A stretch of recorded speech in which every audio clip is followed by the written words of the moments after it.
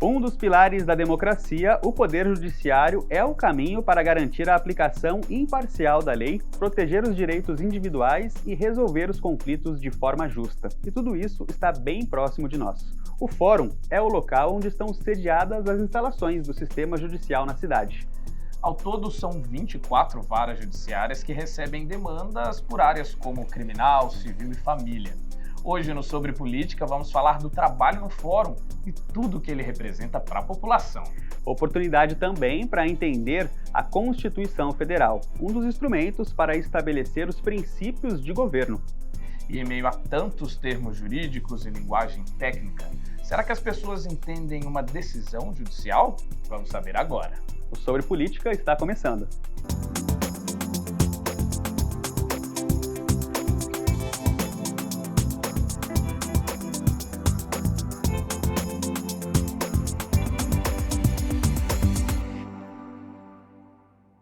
Oi, gente, tudo bom? Guerra, o que você acha dessa definição? Olha só, o fórum é o espaço físico onde ocorrem os atos jurídicos. Deu para entender? Olha, Marvel, achei complexa essa colocação, viu? Tem como deixar mais fácil? Ficou meio técnico, né? Sim. Olha só, essa definição é comum, mas ela não esclarece muito bem as coisas. Bom, o fórum é uma instituição do Poder Judiciário que recebe, processa e julga em diferentes áreas do direito, como civil, criminal e trabalhista, por exemplo. Lá acontecem audiências, sessões de julgamento e outras atividades relacionadas à administração da justiça. E olha só, Marvel, um fórum também pode abrigar outros órgãos ligados à justiça, como cartórios, defensorias públicas e o Ministério Público. Na reportagem a seguir, a gente mostra para você como tudo isso funciona. No Fórum de São José dos Campos, cerca de 500 pessoas trabalham na justiça comum. É através dela que os cidadãos buscam solução para a maior parte dos conflitos. Aqui nós temos as questões cíveis, as questões criminais, as questões de família, as questões envolvendo menores, os júris acontecem aqui. Enfim, se a pessoa tiver algum tipo de problema, desde os mais variados, for furtada, aqui que vai acontecer. Se a pessoa tiver um problema de separação, aqui que vai se resolver. Se a pessoa tiver pequenas causas, um problema, comprou um aparelho com defeito, aqui que vai se resolver e assim por diante. Ao todo, são 24 varas judiciárias que recebem as demandas por área, como criminal, civil e família. São nessas repartições que os juízes atuam na chamada primeira instância. A primeira instância onde se inicia, por exemplo, no crime, nós temos um inquérito policial em que se apura o fato, aí o promotor denuncia, que é uma inicial, né? Acusa alguém de um crime. Aí depois você tem a contestação, a resposta, né? No civil é a mesma coisa, uma inicial, a pessoa entra com uma ação contra outra pessoa, a pessoa responde, e aí temos a sentença, quer no crime, quer no civil, quer na família. Aí, normalmente, a pessoa não concorda, aí tem o recurso. Esse recurso vai para o Tribunal de Justiça, aqui, no caso, o Tribunal de Justiça de São Paulo, na capital.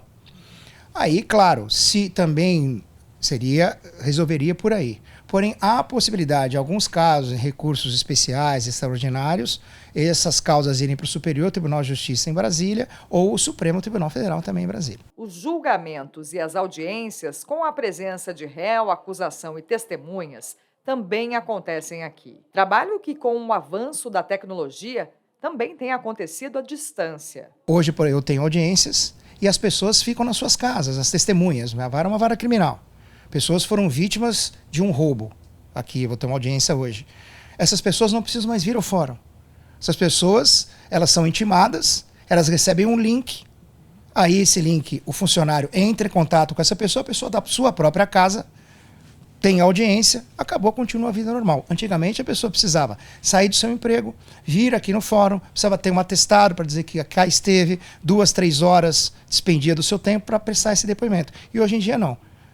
15, 20 minutos na sua própria casa, no seu trabalho, onde estiver, resolve-se o problema da maneira mais rápida e ágil possível. O Fórum de São José dos Campos é um órgão do Tribunal de Justiça de São Paulo.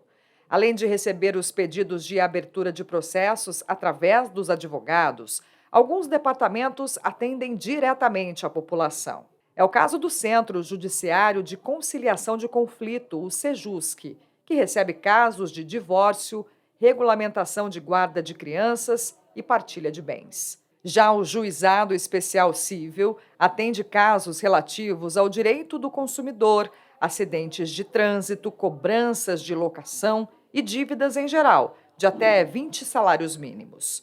O esforço é para que os casos sejam resolvidos através de conciliação. O índice nosso de acordo é bem grande, né? A gente, agora com o retorno das atividades presenciais, né, e a presença das partes no mesmo ambiente, ali na sala de conciliação, tem sido um facilitador para que os acordos sejam mais efetivos. Então, com certeza, o acordo e a conciliação é benéfico para todo mundo, não só para as partes, como também para a justiça, porque havendo um acordo, o processo é encerrado, você não tem uma execução, não tem um cumprimento, um desgaste, enfim, é melhor para todo mundo, né? Desde 2021, o Tribunal de Justiça também realiza o atendimento online pela plataforma Balcão Virtual, ferramenta criada para dar mais celeridade na resolução dos conflitos. Pode acessar esse balcão virtual pelo celular, pelo computador, né? É um facilitador e não precisa se deslocar até o fórum, né? E aí a gente faz essa triagem, verifica se é possível a ação, a distribuição da ação aqui. Se for possível, ela tem duas opções. Ou a gente encaminha para a universidade, para que a universidade monte a petição inicial para ela, ou ela própria pode fazer essa petição inicial por meio de modelos que tem disponíveis no próprio site do tribunal. O TJ São Paulo é considerado o maior tribunal do mundo em volume de processos.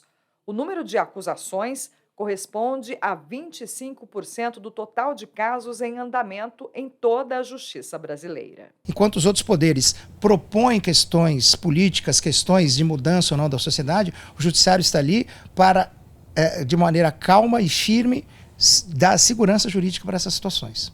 A Câmara Municipal ressalta que a função do Poder Judiciário é garantir os direitos individuais, coletivos e sociais. É uma cidade sem fórum, né? Praticamente ela fica aleijada, né? Então, São José é privilegiado, né? Com um belo fórum, né? da qual tive o privilégio de participar tanto no antigo fórum, né? Como o atual fórum. Aliás, os dois fóruns, o Fórum Trabalhista e o Fórum Cível, né? Os dois, a Câmara teve uma participação muito importante. E nesse momento é que você vê a importância que tem um fórum numa cidade. Muito importante. E aí, Marvin, entendeu melhor como funciona o fórum? Entendi, Guerra. Entendi que é bem complexo, né? Mas que está bem próximo da gente. É algo que a gente precisa mesmo entender o funcionamento de forma geral. Sim, lá estão serviços para a população, né? A gente conhecendo bem a função desse serviço, desses órgãos como um todo, a gente faz valer o nosso direito de cidadão. Com certeza, sem dúvida nenhuma. Bom, pessoal, sobre política faz uma pausa rápida e a gente volta com um bate-papo sobre como funciona o Poder Judiciário como um todo. Então, não sai daí.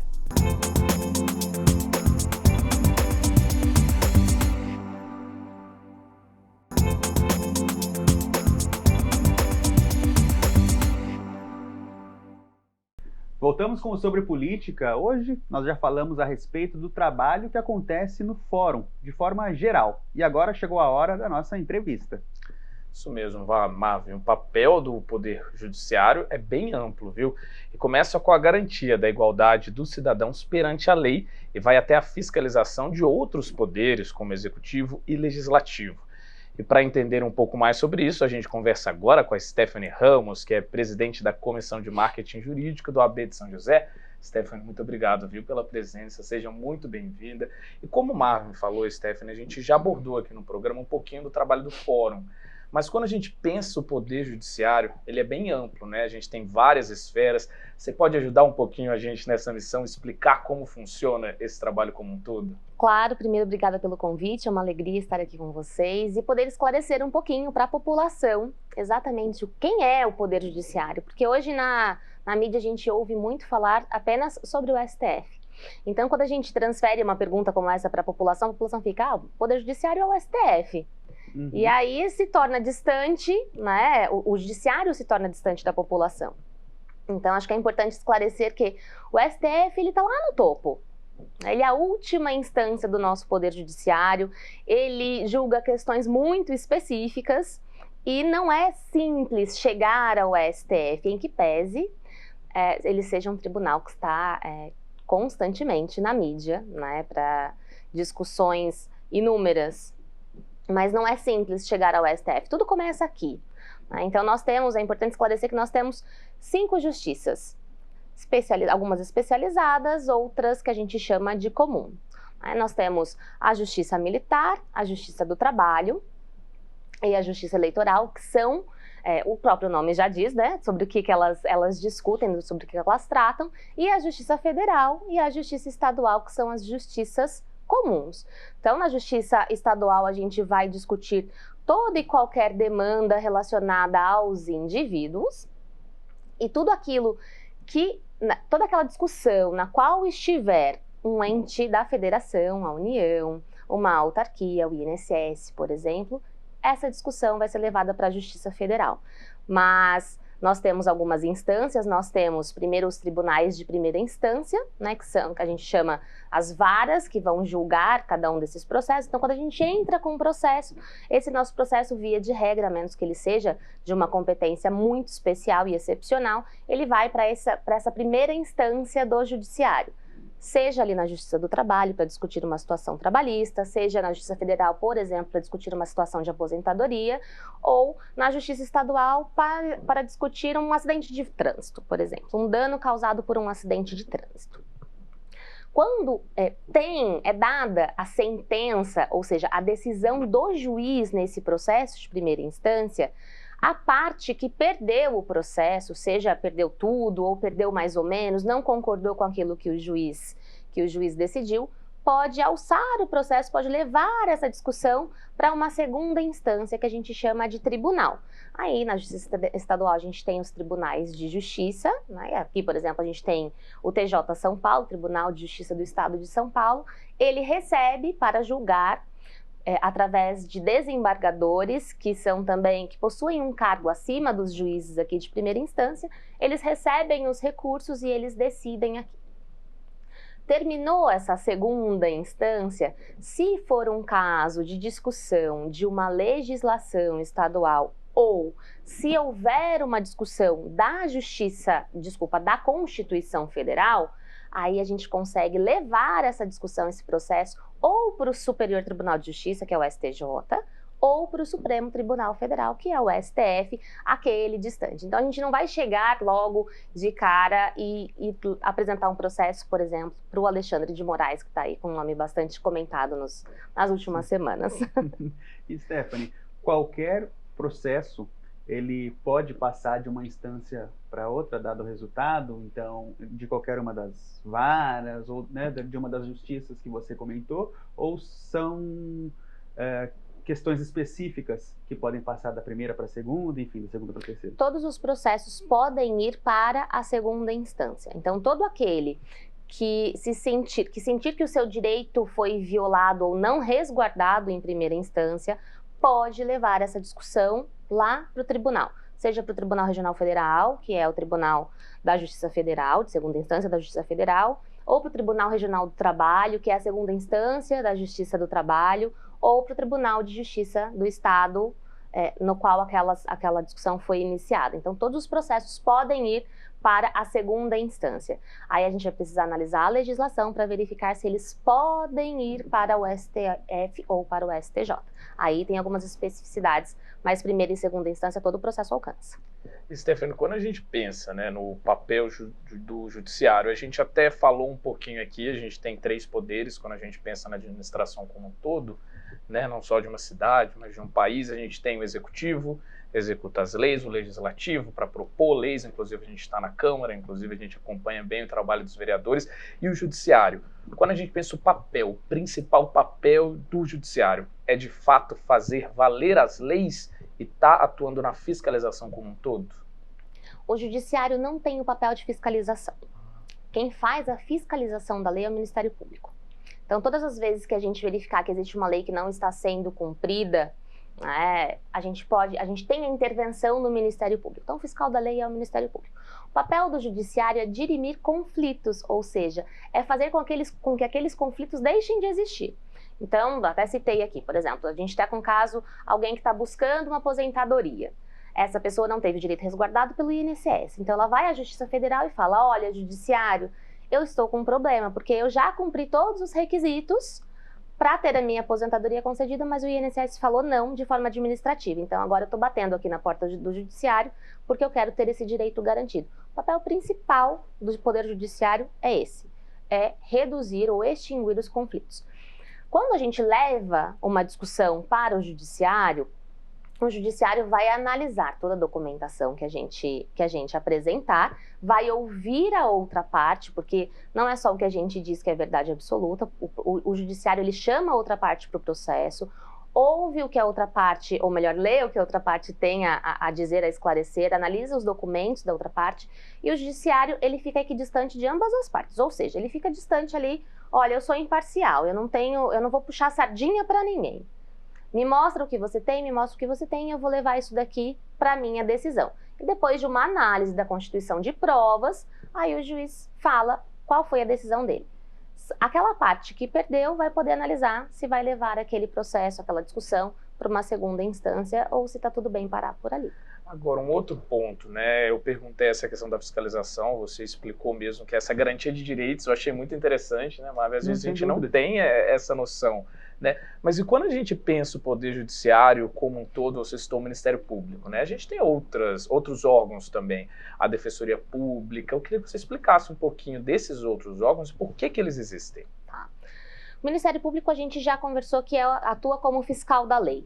A Defensoria Pública é uma instituição mantida pelo Estado ou pelo governo federal. Nós temos a Defensoria Pública Federal e a Defensoria Pública do Estado, da União e do Estado, e eles recebem as demandas daquelas pessoas que não têm condições financeiras de arcar com a contratação de um advogado particular. Então, a Defensoria Pública ela vai atuar na defesa, na busca pela defesa dos direitos daquelas pessoas que não têm condições financeiras de contratar um escritório particular, um advogado particular. O Ministério Público ele será colocado dentro do processo todas as vezes que ele precisar avaliar se a legislação está sendo cumprida dentro daquela discussão no ambiente processual. E tem aquela questão de que o Ministério Público ele orienta também, né? Como funciona essa questão? Porque eu já vi algumas definições, o Ministério Público não julga, ele orienta, ele entrega ali, né, dadas as informações, enfim, como funciona? No ambiente do processo, no meio de um processo judicial, o Ministério Público vem exatamente para atuar como o fiscal da lei e para auxiliar o judiciário a olhar para aquela questão de uma forma legal no sentido de aplicação da lei de fato. Por exemplo, todos os processos que discutem direitos de crianças, adolescentes ou idosos, nesses processos a atuação do Ministério Público é obrigatória. Então, está lá discutindo, e às vezes em discussões simples, por exemplo, num divórcio, em que tem uma criança, existe um direito daquela criança que precisa ser de fato resguardado, o Ministério Público vem e ele faz essa atuação para o Poder Judiciário. Olha, aqui tem uma legislação, eu quero que seja melhor esclarecido, se tiver um acordo, eu quero que esse acordo seja melhor redigido entre as partes, para que o direito e para que a lei seja resguardada. A atuação do Ministério Público basicamente é essa. A gente pode dizer que seria mais ou menos assim, o Ministério Público vai apontar, vi um probleminha ali, dá uma olhada, tem alguma coisa estranha, seria isso? Sim, por exemplo, numa situação como essa, de uma dissolução de família, por exemplo, o Ministério Público vem e fala, olha, vocês fizeram, por exemplo, um acordo, mas esse acordo não está muito bem definido em relação ao pagamento de uma pensão, a um período de férias com quem que essa criança vai ficar. E o Ministério Público verifica isso e fala para o juiz, fala para o judiciário, olha, a gente precisa reorganizar essa situação. E aí o judiciário atua. Stephanie, gostaria de agradecer sua presença aqui no Sobre Política e já deixar o convite para você voltar, porque é realmente um assunto muito amplo que a gente está discutindo, né? Eu agradeço o convite, ficarei feliz em retornar e esclarecer ainda mais, principalmente o poder do judiciário, e desmistificar toda essa complicação que a gente acaba enxergando no poder judiciário, que tem que estar próximo de nós, cidadãos, e não distante, como nós imaginamos que ele é. Muito obrigado. Obrigada. Agradeço também, viu, Stephanie, pela participação. E a gente viu, né, Marv, como a Stephanie falou, muito amplo, tem muitas vertentes, mas tem um ponto principal que eu achei muito legal, que ela colocou primeiro da garantia dos direitos.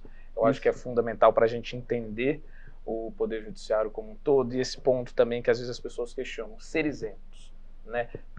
Eles precisam, no caso, ser isentos para analisar a lei da melhor maneira. Exatamente, uma ferramenta, né, uma forma de garantir a igualdade. Eu achei muito esclarecedora de forma geral a entrevista de hoje, Guilherme. Acho que é um aprendizado para a gente e para todo mundo. Né? Com certeza. Bom, e tem mais ainda hoje, viu, gente? Olha só, Sobre Política faz um rápido intervalo e a gente já volta.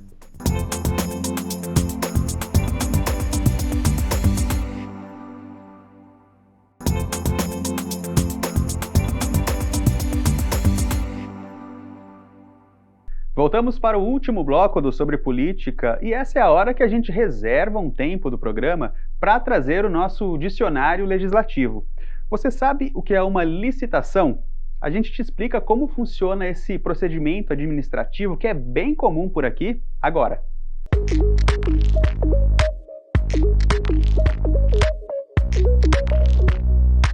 Licitação é o procedimento administrativo para a contratação de serviços, compras, obras ou alienação de bens feitas pela Prefeitura.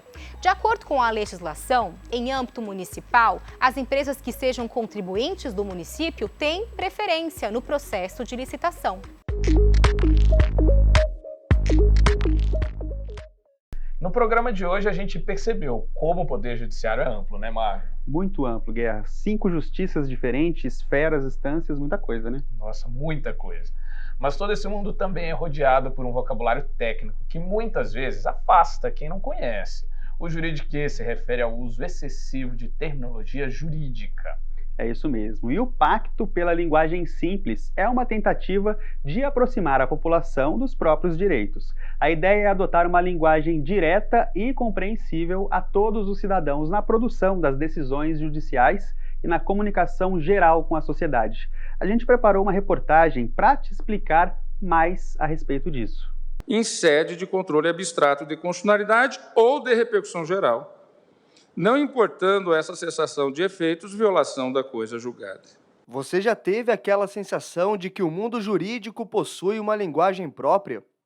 Já pensou se as palavras ou termos usados por advogados e juízes poderiam ser mais fáceis? Devia ser mais simplificada, porque o que acontece? O povo não é bem instruído em certo tipo de palavra, entendeu? Eu acho que o direito deveria ser mais descomplicado, né?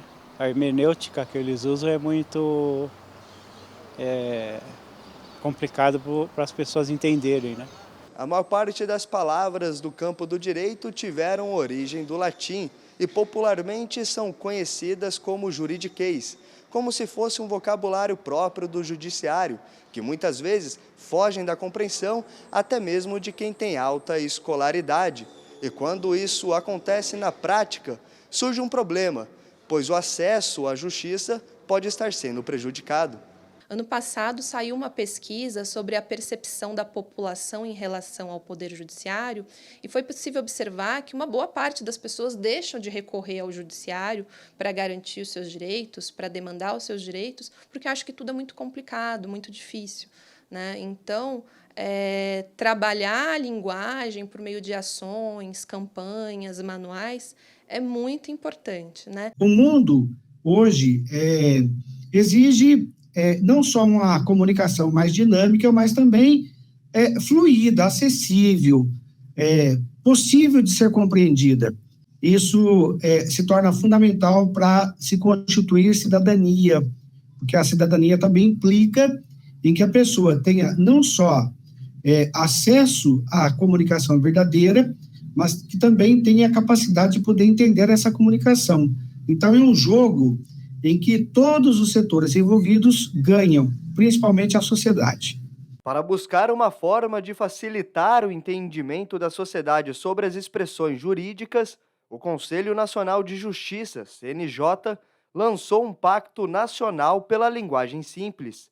A iniciativa quer englobar todos os setores do judiciário e tem como meta tornar os conceitos complexos do direito compreensíveis para qualquer pessoa, com a substituição de termos técnicos por palavras comuns do dia a dia. Então, o objetivo aqui é também aproximar a população do Poder Judiciário para que seja possível ela compreender as decisões, os pronunciamentos judiciais e participar mais, fiscalizar, enfim, acho que é um pouco disso. De acordo com o CNJ, a meta é que os tribunais se comprometam com a causa, mas sem descuidar da precisão e técnica jurídica. Entre as principais recomendações estão tomar medidas para eliminar os termos formais, adotar uma linguagem mais direta e concisa nos documentos, além de explicar, sempre que possível, de uma maneira clara, os impactos das decisões e julgamentos na vida do cidadão. É importante se dizer que toda a área do conhecimento, toda a profissão tem um vocabulário técnico e isso é indispensável.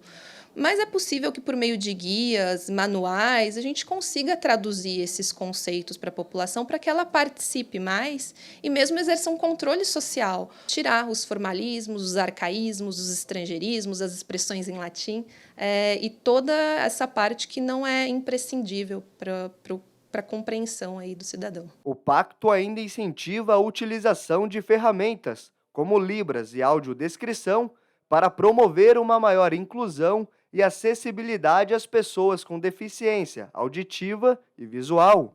Então, se hoje nós temos pessoas com deficiências que já foram estudadas, que já foram instrumentalizadas e que muitos outros setores, não só da vida civil como da vida política, têm já estabelecidos protocolos de atendimento, isso deve acontecer também com o Poder Judiciário e toda a estrutura que engloba esse poder. Para a Câmara Municipal, a iniciativa é considerada positiva, uma forma de criar conscientização entre as pessoas e aprimorar o exercício da democracia na sociedade. É importante porque você tem uma interpretação mais popular, né? Hoje tem decisões da Justiça que a gente tem que olhar o dicionário e olhe lá se a gente entende assim mesmo. Então, ele é importante, facilita para a população, né? Eu acho que de todos os níveis, esse aspecto democrático, ele é fundamental. E ele se dá se as pessoas terem conhecimento, e o conhecimento faz parte da democracia. Guerra, você entende bem o juridiquês? Olha, Marvin, eu tentei aprender na matéria, mas são muitos termos. E eu vou confessar aqui que eu sou um dos defensores dessa linguagem simples. A gente que é jornalista entende como é importante comunicar de maneira fácil para a população. Exatamente. Né? Trazer um entendimento ali de forma simples e, claro, que sem perder a definição técnica, né? O decoro, certamente. Sim, do garantindo o trabalho de todas as esferas da melhor maneira possível. Exatamente. Bom, gente, termina aqui o Sobre Política. Se você quiser rever essa ou outras edições do programa, é só acompanhar a gente pelo YouTube, lá no nosso canal, é o youtube.com/tvcâmara-sjc. Pode nos acompanhar também pelo Facebook ou pelo Instagram, é o mesmo endereço, @tvcâmara-sjc, né, Guerra? Isso mesmo, e não esquece, hein, que o nosso encontro é marcado toda terça-feira, às 3h30 da tarde, ao vivo pelo YouTube ou no canal 12.3 da sua televisão. A gente também tem reprise, viu, durante a programação aqui da TV Câmara. Tchau, tchau, gente. Até semana que vem.